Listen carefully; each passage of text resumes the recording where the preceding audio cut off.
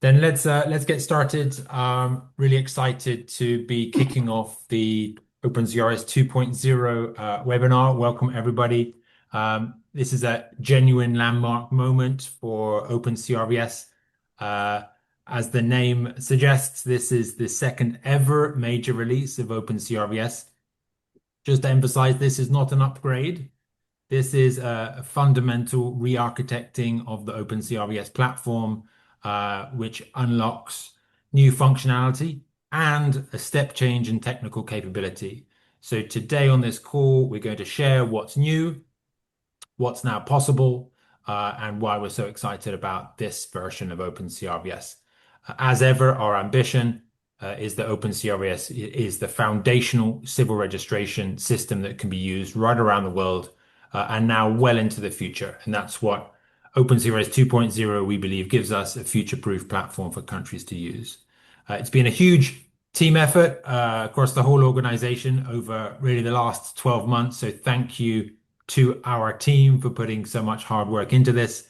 Thank you in particular to our donors, Co-Develop, NORAD, and the Gates Foundation, and all the supporters from around the world who made this possible. And I think most importantly, thank you to the countries and partners who have put their trust in us and helped shape the features of OpenCRVS 2.0. We are very, very grateful for your ongoing trust.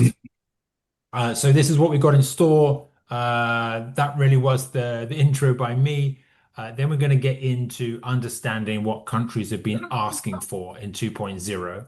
So Thierry, impact lead for Africa region, and Saida will be running through that session. Saida is our product manager, both country feature requests and product enhancements. Then we're going to hear from Tamim, who's standing in for Riku today. Riku's our technical architect. Tamim's one of our technical leads who's going to be speaking about architectural improvements. Then we're very fortunate to have a couple of guest speakers. We're going to hear from engineer Marissa Grande from PSA in the Philippines, who's going to be talking about the use of 2.0 moving forwards in the Philippines. And then we're going to have just a brief conversation with Daria Levrentieva from the World Bank Group about the importance of civil registration systems for foundational identity. Then we'll hear from Keith, our commercial partnerships lead, in terms of what this means for our implementer ecosystem. And then hopefully we'll have a little bit of time for Q&A. So if you have questions, please add them into the chat, and then we'll get to them at the end. So without further ado, I'm going to hand over to Thierry, who's going to help us understand what countries have been asking for. Ils veulent également les proformas. Pourquoi? Parce que de plus en plus, les clients qui arrivent, ils veulent des proformas Internet. Ça apparaît dans leur profil et puis je ne sais pas ce qu'ils en font. Donc, thank you, Ed. It looks like there is a microphone which is open. Je crois que je suis en train d'ouvrir un ticket, puis j'ai zappé ça, j'ai noté. Bon, on ouvre un ticket et puis on doit en parler avec Carl en off avant de savoir ce qu'on a à faire. Ça pourrait avoir des impacts sur nos... Alors, Monsieur Sidibé? Monsieur Sidibé, on vous entend, s'il vous plaît. Est-ce que c'est possible de couper votre micro? Merci. Merci. So thank you very much, Ed. Thank you for this. So as Ed mentioned, my name is Thierry and I'm the Impact Expansion Lead for Africa. And one of the things that I enjoy most about my role is spending time with countries, understanding how they work, listening to their challenges, and most importantly, understanding what they need from a modern civil registration system. So every country is different. Legislation is different, their organization is different, their priorities are different. However, the challenges they bring to us are often very similar. They are not asking for new features only. They are asking for us to solve real operational problems that affect the way they deliver services to citizens on a daily basis. So one of the strongest feedback we've heard is that one workflow simply doesn't fit every country. So countries told us that they needed flexible workflows that support verifications, approvals, different approvals paths, jurisdictions-based processing, and role-specific responsibilities. Let me bring that to life with a few examples. So the first examples comes from the PSAs, which is the Philippines Statistical Authority. So during our work with the Philippines, the PSA team asked for a stronger jurisdiction control. So they wanted, for instance, their health facility administrators to be restricted to declare birth occurring only in their own facilities. So this is to help strengthen governance, improve accountability, and also help preventing fraud. Another example comes from the National Identification and Registration Authority in Uganda, so NIRA. So through the years working with them, they explained that sometimes a registration officer receives cases that are not straightforward.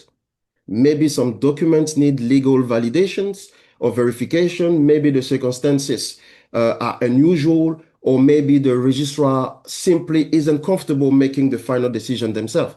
So they requested that instead of forcing the registrar to either approve the application, they wanted the ability to escalate that case to a legal officer or a senior registrar, so that those officers could then review the case, provide recommendation, take actions, and then return it to the registrar, who would then complete the registration accordingly.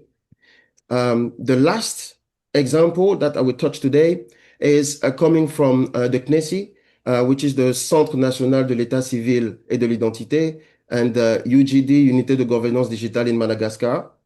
So what you have to know that in Madagascar, births are expected to be registered within 30 days.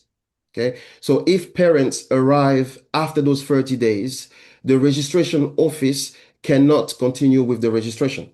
Instead, the parents will have to leave the registration office, to travel to the court, request a court order, wait for the decision to be made, collect the document, etc. And then after all of this, they have to come back to the registration office before the process can continue. So as you can imagine, for families living in remote areas, that can mean extra travel, extra cost, or even significant delays before a child can even get registered. So Madagascar asked for this approval to happen directly in the system.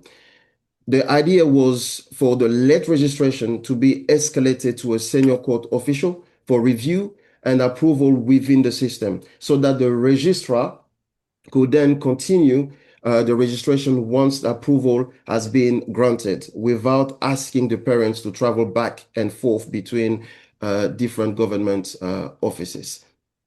Over to you, Ed. Well, no, actually over to Saida, our product manager, who's going to help us understand how those type of requirements are now enabled through the 2.0 workflow flexibility. Thanks, Ed. So as Terry just pointed out, every country has its own civil registration process. OpenCRVS 2.0 gives countries the flexibility to configure this workflow without any custom software development. So if I get started with configurable actions and workflows, OpenCRVS 2.0 allows countries to configure custom actions to match their registration processes. Whether it's adding an extra approval step or updating a record or issuing a certificate, countries can now decide who performs each action and when it should happen. Next, to make the workflow even more flexible, OpenCRVS has introduced record flags. Flags are basically highlight records that need extra attention, such as a late registration approval or a pending attestation or correction.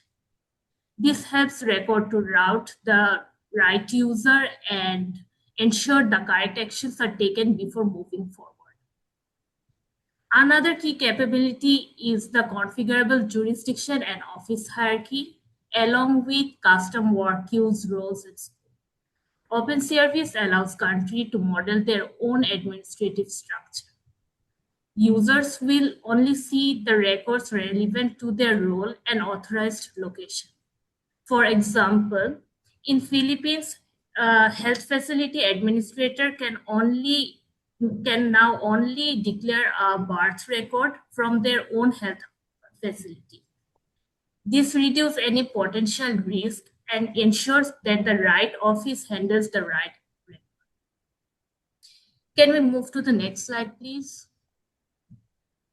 Now let me show you a practical example of how OpenCRVS supports a late birth registration process.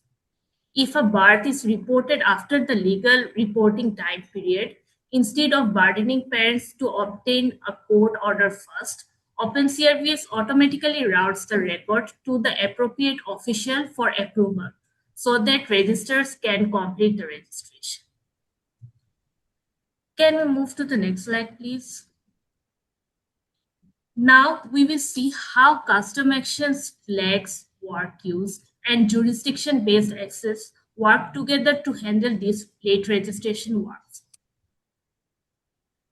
Over here, you can see at the top there is a senior court official who resides at the provincial level office and has the scope to approve any late registration. And under this province, there are civil registration offices at the district level where the registration agent and local registrar resides. Next. Now, a registration agent is declaring a late birth registration from their local registration office.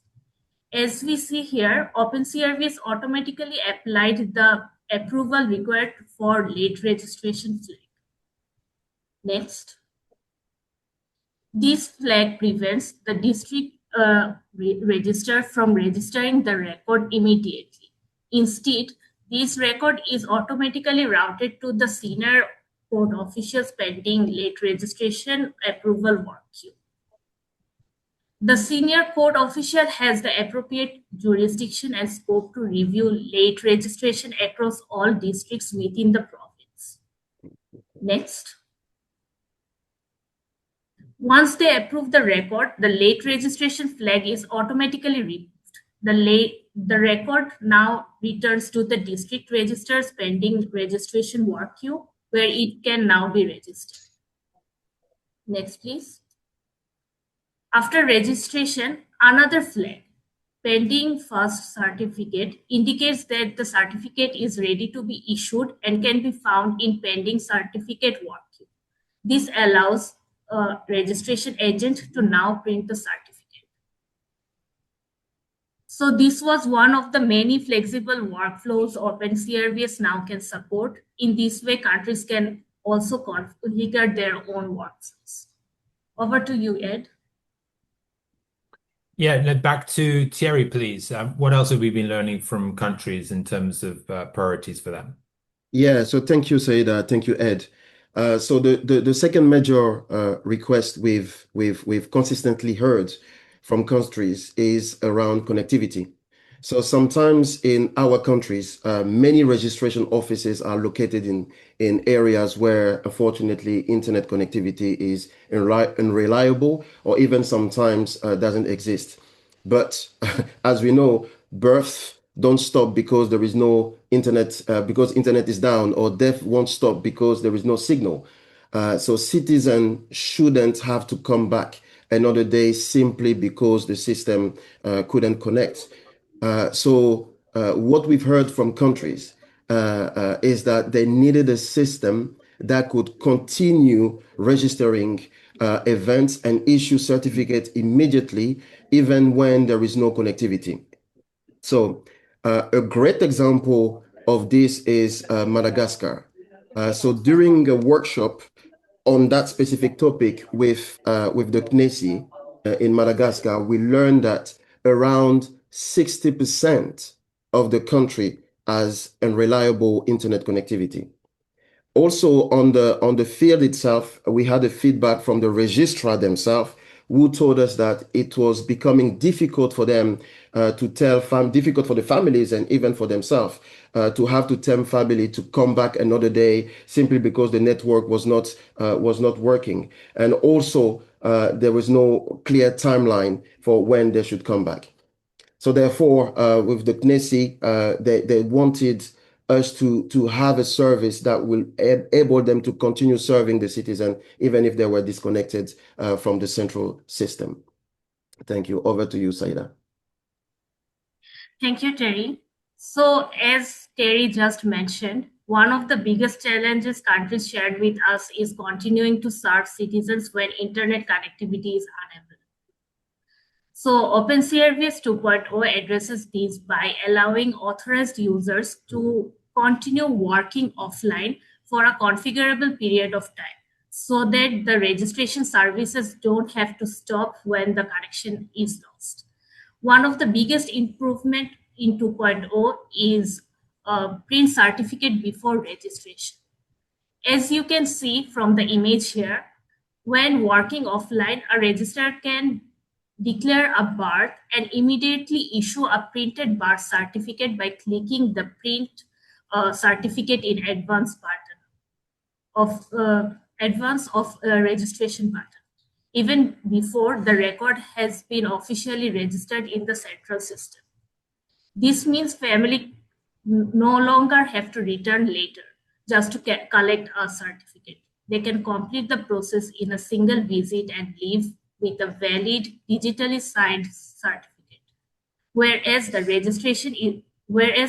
registration is completed once connectivity is restored. Yeah, that was all. Over to you, Ed. Yeah, so OpenCRVS's product roadmap is set largely by the needs of countries with whom we're working. But we also like to think about the next generation of civil registration services and ensuring that OpenCRVS is fit for the future. So we map technology trends and the way in which digital transformation is going. In particular, more recently, with the advent of digital public infrastructure and greater connectivity and interoperability with other systems. And one of the examples that we've been working on recently through funding from the Digital Convergence Initiative is developing out verifiable credentials functionality within OpenCRVS. So, Saida, can you tell us a little bit about how that works, please? Yes, sure. With OpenCRVS 2.0, birth records can now be issued not only as traditional paper certificate, but also as digital verifiable credentials.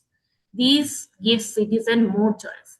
They can continue using a paper certificate as well as receive a secure digital version of the certificate that they can share whenever it's needed. For example, during birth admission or when assessing healthcare services. Each verifiable credential is generated directly from the registered birth record and is digitally signed by the issuing authority. This helps the organization to quickly verify the authenticity of the information. Another very valuable feature is selective disclosure. Instead of sharing all the information on a birth record, the credential can be designed in such a way that it only reveals the minimum amount of data required for a specific use case. For example, an organization may only need to confirm a person's date of birth. This helps citizens to protect their privacy without compromising their trust or security. OpenCRVS' responsibility is to issue these verifiable credentials. After that, the citizen remains in control. They can share it in their digital wallet or application and decide when and where to present it. When a credential is shared, the receiving organization can quickly verify using the issuer's digital keys without any verification needed from OpenCRVS. Ultimately, verifiable credentials make civil registration more secure, more convenient, and more privacy focused for both citizens and service providers. That's it. Thank you, Ed. Super. So you see, OpenCRVS is really gearing up for a more digital world. OpenCRVS still supports printing of paper certificates, potentially with QR codes or verifiable credentials on them, or a full verifiable credential which can be uploaded into a digital wallet. It's really for countries to explore both features and see which works best for them. So, as mentioned before, we've had really quite a fundamental replatforming of OpenCRVS in the last year. And who better to explain that? Tamim, who's been with OpenCRVS for years now, and one of the most experienced OpenCRVS developers. Over to you, Tamim. Thanks, Ed. So hi, everyone. I'm Tamim, one of the technical leads in OpenCRVS. So today I'll be walking you through on what's actually changed under the hood in OpenCRVS 2.0.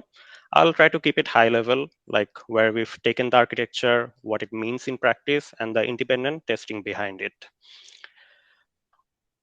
All right, let's start. So 2.0 is like the biggest investment we've made in OpenCRVS since its launch. We didn't just add features, we rebuilt the very foundations of the system. So it mainly comes down to four things. First, it adapts to every country. So each country can shape the system around how it actually registers births, deaths, and other vital events using the features that we presented earlier. Second, it's built to scale, ready for entire nations. Third, it's secure by design. There is now a single hardened front door protecting the data. And lastly, it runs on modern infrastructure that's cheaper to operate and easier to build on, including for the community. Because the old architecture was genuinely complex and contributing meant you need deep expertise. But the code base is now cleaner and more intuitive, so the community can build on it without that wall of entry. Those four are the main story of 2.0. Today, I'll be going deep on three of them, how it connects to other system, how it performs at scale, and how we've proven it's secure. So let's move right into it. OpenCRVS works as a complete system on its own, but it gets even more powerful when it connects to national ID, public portals, and other government platforms. In 2.0, every one of those connections is separate, individually secured, and fully under the country's control. The key idea is that each connected system gets its own identifier rather than everyone sharing a single one. So a country can fully control which third-party systems to connect and get full visibility on the actions performed by them. And that's really the point.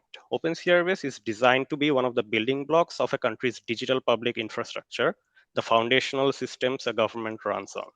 It plugs into ID, payments, health, so registrations isn't a silo, it's part of the whole.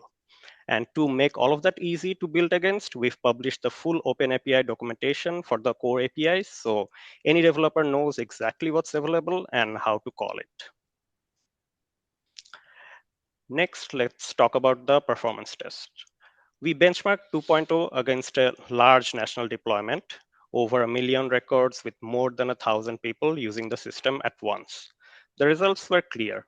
0 errors, 0 crashes, and the response times well within acceptable thresholds, with core actions completing in a fraction of a second. The system also recovered cleanly from sudden surges in load. And we deliberately tested with a two-node setup. What this reflects is the efficiency of the architecture, national scale capacity from a modest, well-provisioned setup. For any ministry weighing what it takes to run OpenCRVS at scale, that efficiency is a real advantage. Next, security isn't incidental to 2.0, it's foundational to the architecture. To verify that, OpenCRVS underwent a comprehensive external penetration test conducted by Orange Cyber Defense, a leading cybersecurity firm, in May 2026. The result, 0 critical and 0 high severity findings. Some of the medium rated items reflect deliberate architectural decisions. mainly to let field workers operate offline.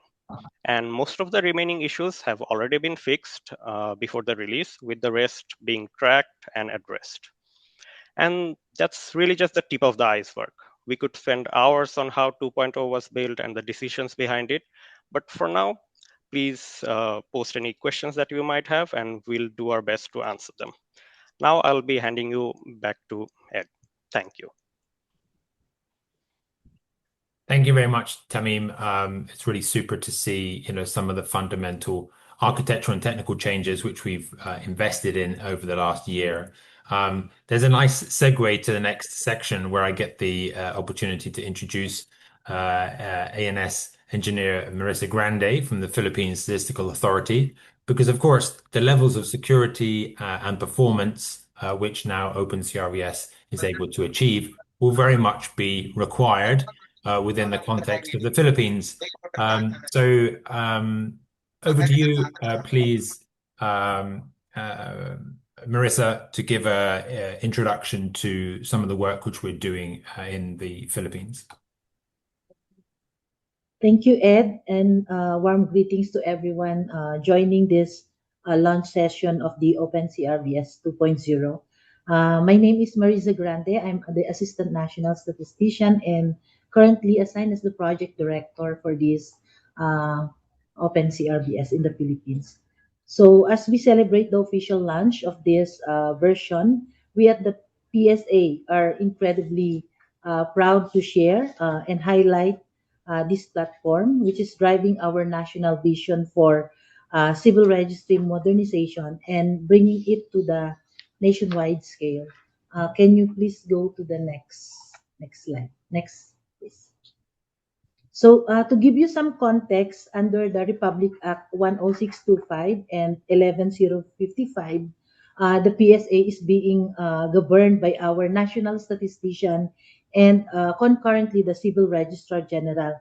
So we have three main pillars. First, as the national statistics, we are the central authority of the national censuses and surveys. Second, we are the civil registration. We all over the local civil registry offices. And third, we implement the national ID system, or we call it the PhilSys. So managing these three core pillars under a single agency means our digital architectures must be deeply integrated. And this unified structure allows us to securely link foundational identity directly with civil registration from day one. Next slide, please. So to realize this vision for integration, our civil registration service is currently executing the ECRBS project. So this is the local name of our OpenCRVS in the Philippines. We call electronic CRBS or ECRBS. So this is a cornerstone of Philippines digital public infrastructure.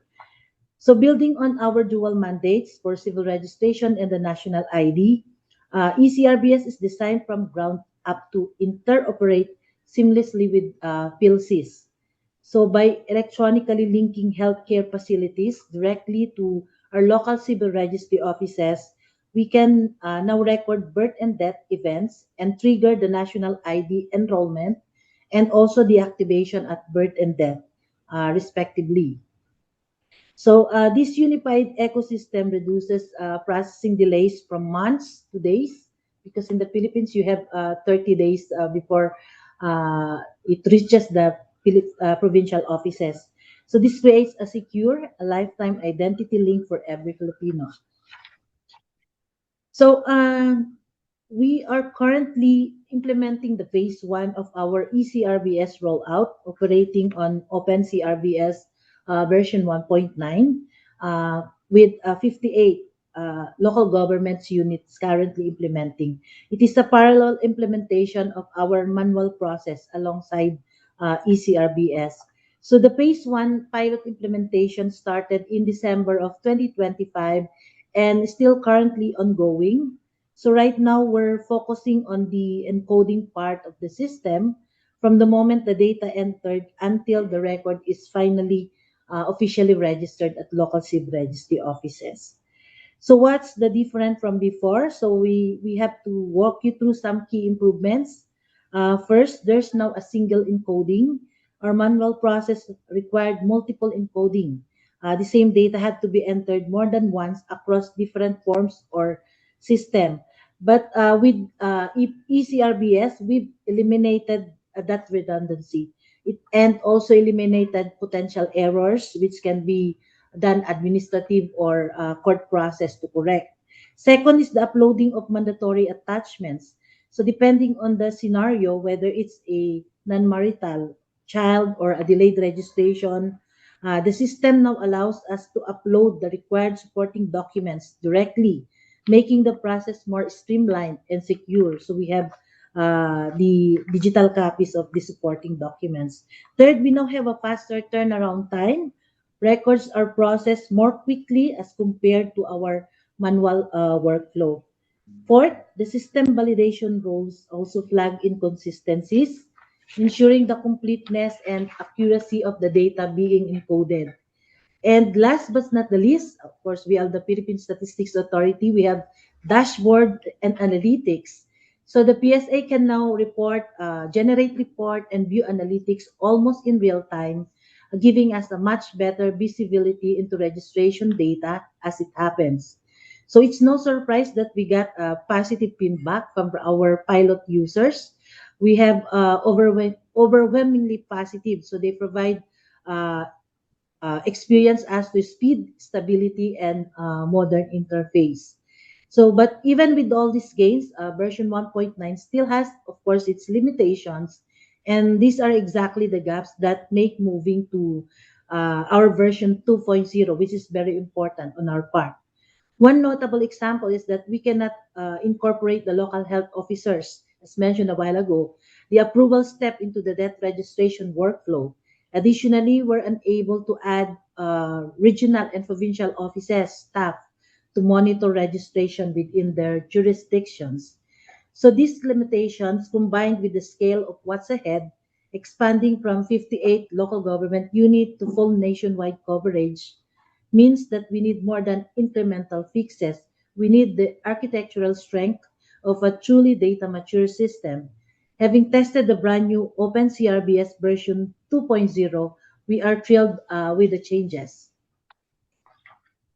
So, and that brings us to version 2.0, which unlocks the critical features we need to support our nationwide rollout, starting with the very gaps that I have just mentioned. One of the most critical structural advancements in the version 2.0 is its advanced administrative hierarchy module, allowing us to configure a complete top to bottom office hierarchy. So this is what finally solves our jurisdiction monitoring gap. We can now natively set up regional and provincial offices designed specifically uh, to monitor, audit, and oversee registrations occurring within their geographic jurisdictions. Crucially, this same hierarchy also allows us to establish dedicated and distinct digital offices for health facilities. This means hospitals and birthing clinics operate as a recognized nodes within our network, feeding data directly to local civil registrars via automated, flexible workflows, like our debt registration pipeline that routes to our local health officer review, addressing the other limitation as we mentioned earlier. So on top of this structural overhaul, the version 2.0 also introduces the principle of at least a privilege, giving us a total administrative control over what every individual user can see and execute across the platform. So, and finally, with all these pieces in place, the local civil registrar offices can now print certificates with all the complete signatories in the certificates. So on the next slide, the scale of this challenge cannot be overstated. So expanding past our 58 pilot LGUs to serve more than 1,600 cities and municipalities is a massive operational leap. So Open CRBS version 2.0 allows us to confidently roll out at a larger scale, being significantly more flexible and also configurable. So with OpenCRVS 2.0 now in place, we are ready to move forward together, and our government, our health facilities, and civil registry offices toward our shared goal, which is ensuring that every Filipino citizen is visible, registered, and also protected. So thank you, Ed. I extend congratulations to you and the team for our collaborative partnership. Thank you very much. Super. Thank you very much, Ernest, Marissa. That's a super presentation and really highlights the work which we've been doing over the last 2-3 years, learning from you about the type of civil registration processes that need to be supported. And you can see the features now in 2.0 marrying up with the needs of the Philippines. And we look forward to doing further testing with you on 2.0 and launch later this year.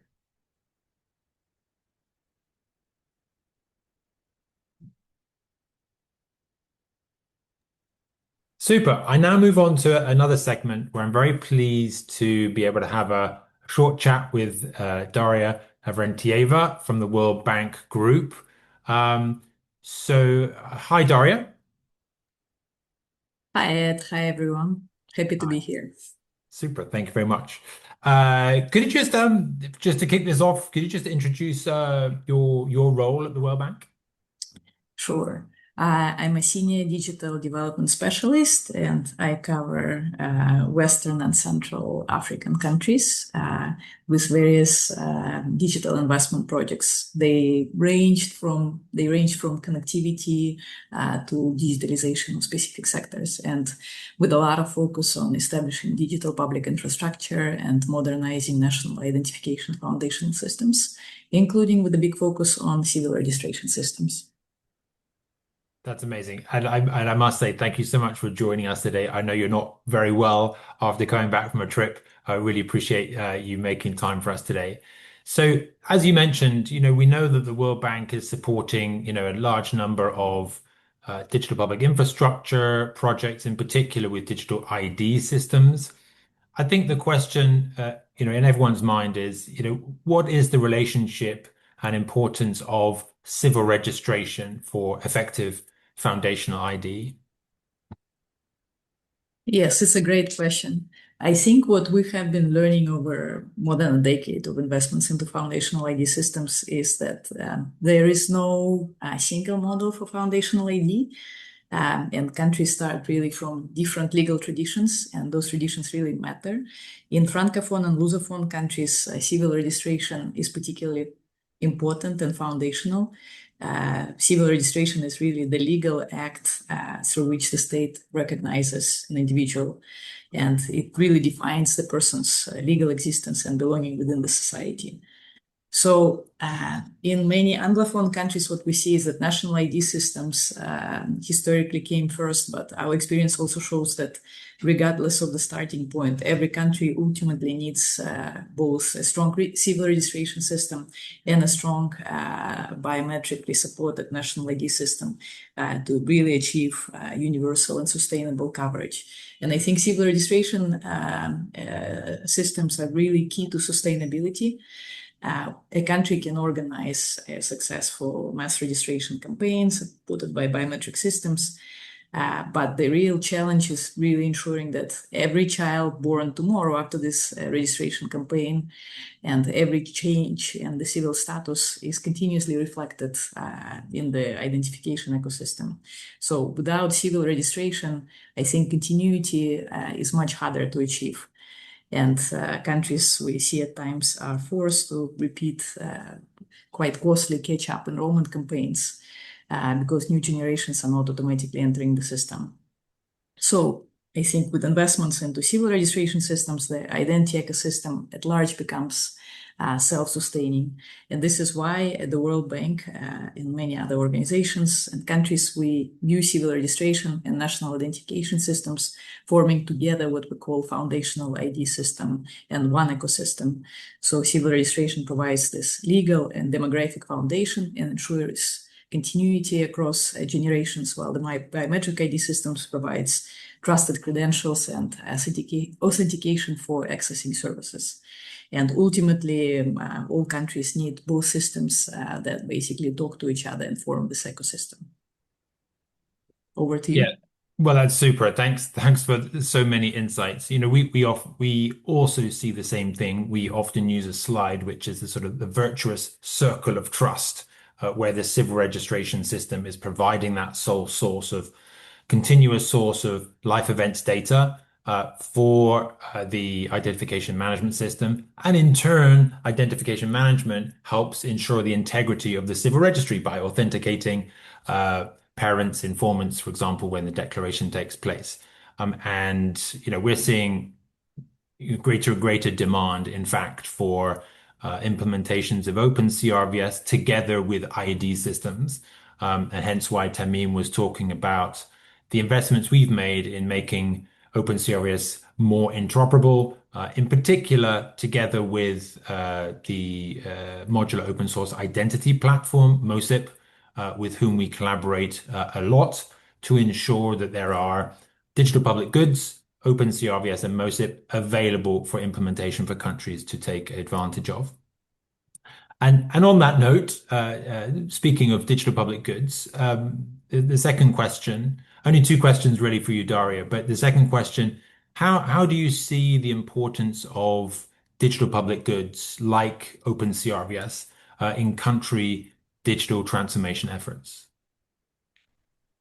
Well, you said it, that we discussed it in the previous question, that civil registration systems play a very important role in basically providing this building block of a foundational ID system and ultimately paving the way for national digital public infrastructures. And to me, OpenCRVS is quite valuable also because the market for civil registration systems is still young. So if we compare it to identity management systems, I think that our clients have far fewer mature and proven solutions to choose from for civil registration. So kind of expanding the range of high quality civil registration solutions, whether it's OpenCRVS or, as a matter of fact, commercial offerings, is quite beneficial. So more solutions mean greater choices, more competition, more innovation, and lower cost for our clients, essentially. I also wanted to say that obviously technology is one important part of the solution, but successful digital transformation also depends on appropriate legal frameworks, institutional arrangements, sustainable financing, operational processes, and of course, a lot on the local capacity. So in general, I believe that the conversation should focus a lot more on open standards and how different solutions and offerings fit into this discussion.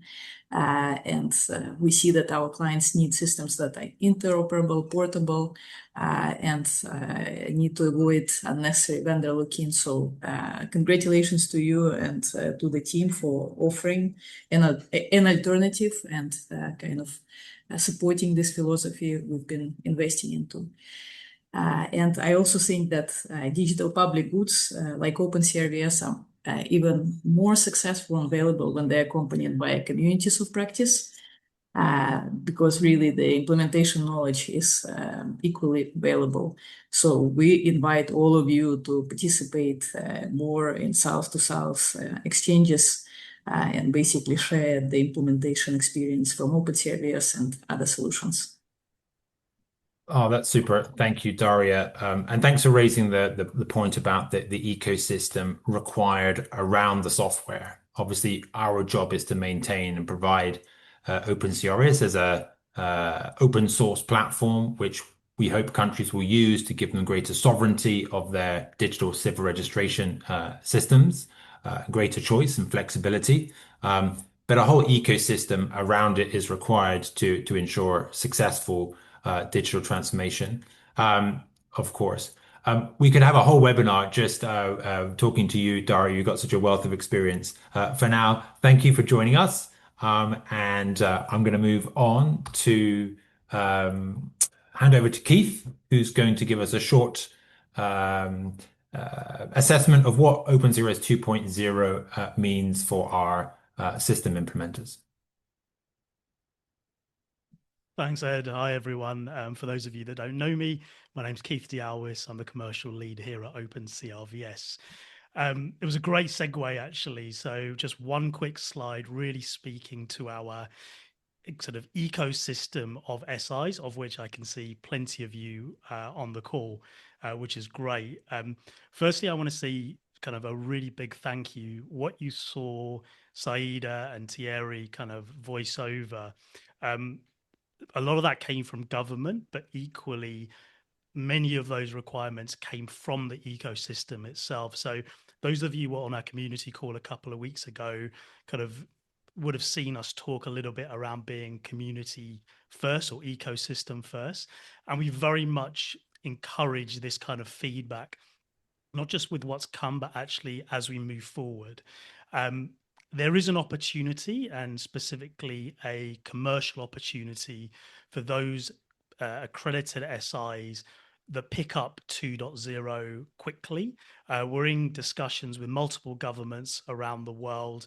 For obvious reasons, they will look to jump straight to 2.0. So I would absolutely encourage all of the accredited partners, but even I can see many SIs on here that are not accredited, really to go and look at 2.0. We voiced it over. I think the proof is in the pudding.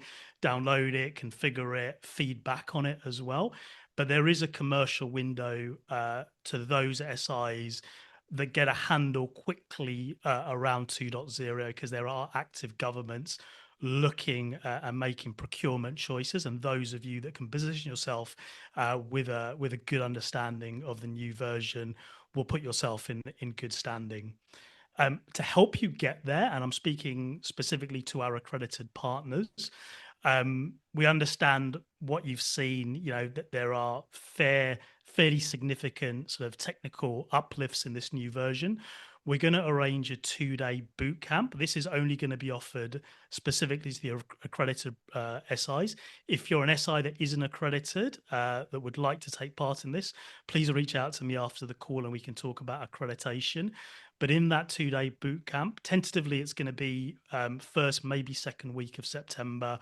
We'll talk about the migration from Docker Swarm to Kubernetes, the custom actions that Saida ran through, looking at the legacy data imports, configurations. We'll talk, several of you that will participate in that. We'll talk about active experience in the field. But really interestingly, we're already seeing many of you go AI first in terms of how you're configuring OpenCRVS.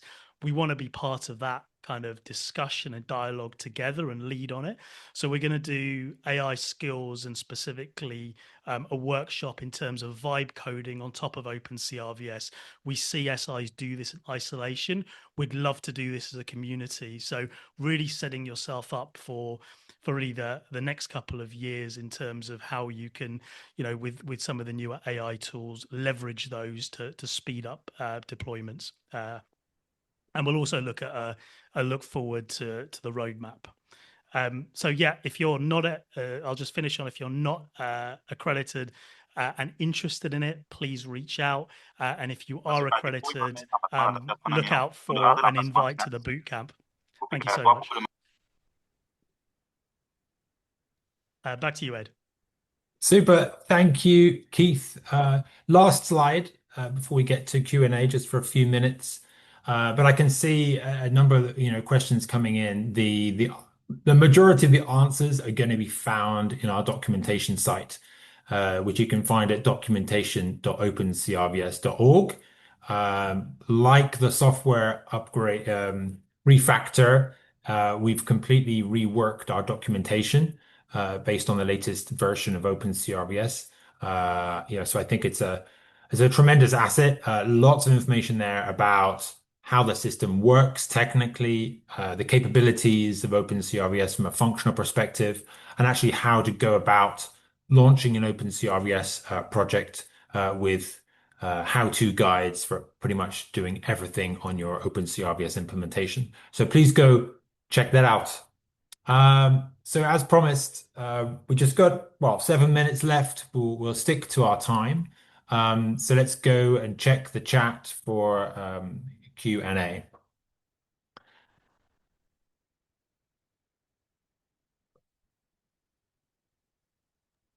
I see a number of questions. There's already answers gone in. Maybe Thierry or someone else who's been monitoring the chat. Anything's still outstanding we need to answer? Hi, Ed. Just a few questions have come in on the offline functionality and how we kind of, validate the customer's details at that stage. Can someone answer that take that one? Yeah, so if I understand correctly, so it's an interesting question, a subtle question, because we mentioned a couple of things on this call, which are features of OpenCRVS. One is authentication, for example, with ID, which is done in an online fashion, typically as an authentication request of ID, which we typically do with MOSIP. Of course, that needs to be done in an online fashion. To authenticate using eSignet, you need to be online. And at the same time, there's a request for offline registration. So here comes some of the typical implementation compromises which are required, because you can't necessarily satisfy all of these demands with the same request. So obviously, to date, identification of individuals has been done for civil registration processes based on supporting documents. So that can still be done. ID cards can be checked visually by the person taking the declaration, such that registrations and certificates can then be issued. If at a later stage, after offline registration and certification, there is an issue, then of course the record can be later corrected, or in fact revoked. So there are additional options there.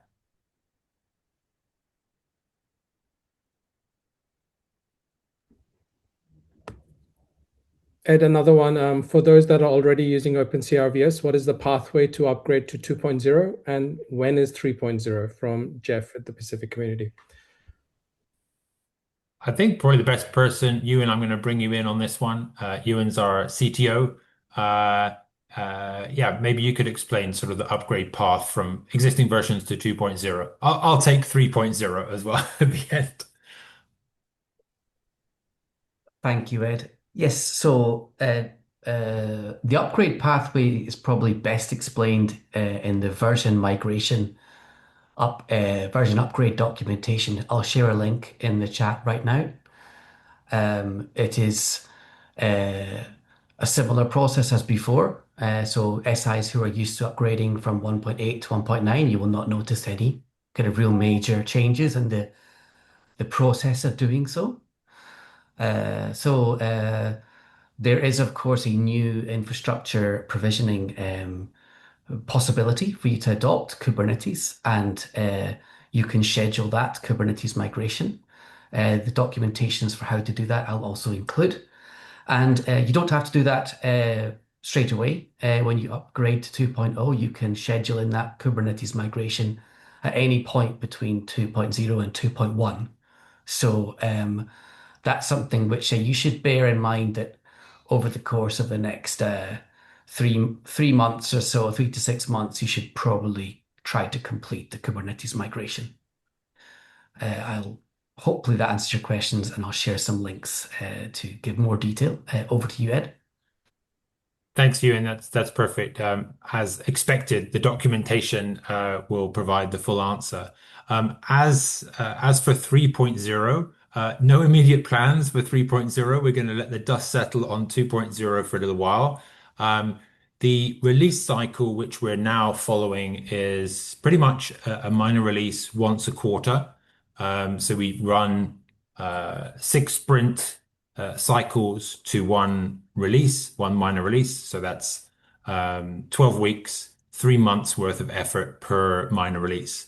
So that's the cycle which we commit to, so that in the product roadmap, features which will be shortly available, you could expect them to be sequenced in that way. And of course, priority features that come from countries can be expected within that pattern as well. We continue to support bug fixes for current versions for an additional 6 months, as we always have done, to ensure that countries running 1.9 get fixes in a timely fashion. Maybe time for one more, Shez, if you've got your eye on another question. If Shez doesn't have another question, there is a question here. This was asked in French from our friend Conseiga from the Burkina Faso. This was regarding, he would like us to cover what we mean by a better interoperability with government systems, and in particular, interoperability with the national ID system. Sorry, what we mean by a beta? By a better interoperability with government system. How have we improved our interoperability with the government systems? Sure.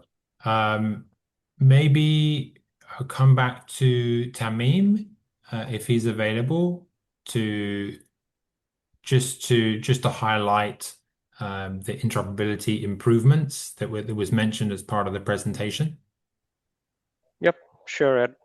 Yeah, so like as we presented earlier, like we've improved the interoperability layer, like making individual connections to third-party systems, and all of these connections are fully control of the country, and each of the actions performed by these external systems are now visible in the OpenCRVS system. So yeah, I would like to highlight these things about the third-party integrations mainly. I was going through the documentation just this morning in the interoperability section. If you could share the direct link to that part of the documentation. It's particularly in depth, explaining really this greater level of configurability at the country configuration layer, and the power that it gives you, as you mentioned, based on action triggers which come from the OpenCRVS core. It's really worth a good read to understand what flexibility that gives you. I know there are more questions. We'll try and get back to you as best we can. For now, we're going to wrap up this call. Once again, huge thanks. Firstly, to the OpenCRVS team, what's been a huge effort in the last year. Congratulations for getting us here. It's been a tremendous effort. Thank you so much. And for all those who've trusted in OpenCRVS and are using OpenCRVS or planning to use OpenCRVS in the near future, whether you're an implementer or whether you're a country. Thank you so much, and see you again next time. Thank you all. Thanks, everyone. Merci à tous. Thanks, everyone. Thanks, Ed. Thanks, OpenCRVS. Thank you, Jeff. Bye-bye. Thanks for staying up, Jeff. You're welcome. Good night. Good night.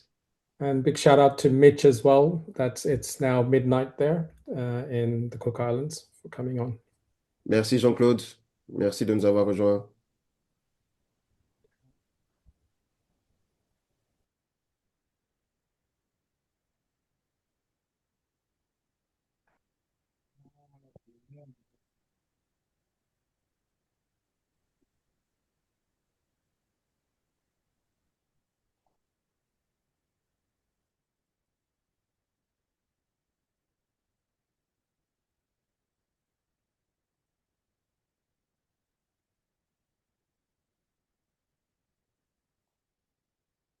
We are now going to shut down the call. Nous allons fermer les portes de cette réunion. Merci encore à tous. Thank you all.